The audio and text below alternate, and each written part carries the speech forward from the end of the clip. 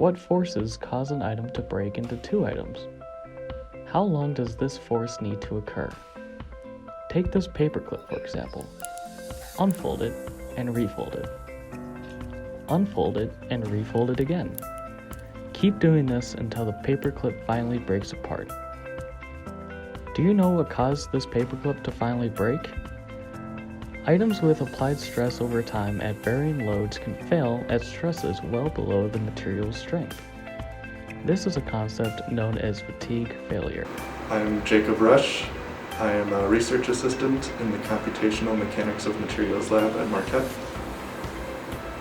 Mechanical fatigue is when a material is cyclically loaded well below its strength, and it is the accumulation and growth of cracks leading to failure.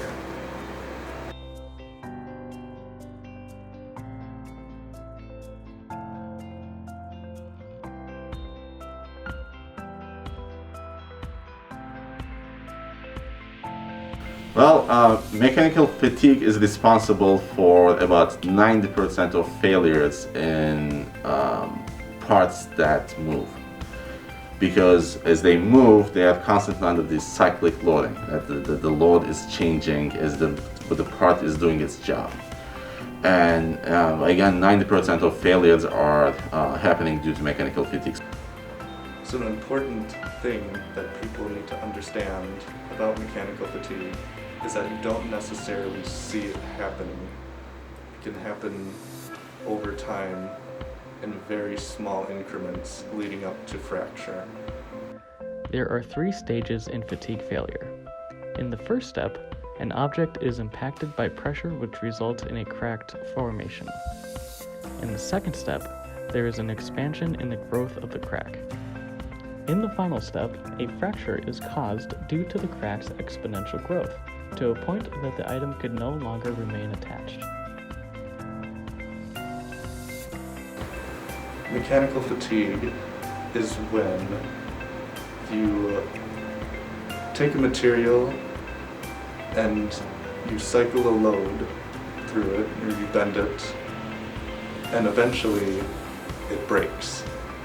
So, like I mentioned, it's a very progressive process.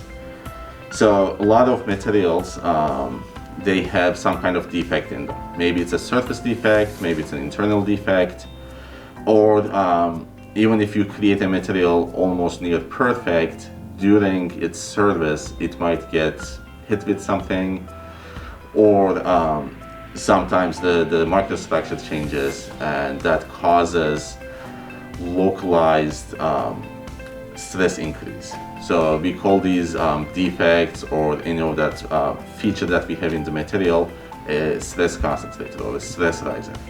So even if you apply the material very small stresses, that won't cause much deformation.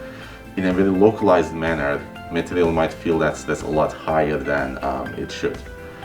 So during that localized increase in stress, over time a small crack forms, and again in a very progressive manner that crack grows very slowly.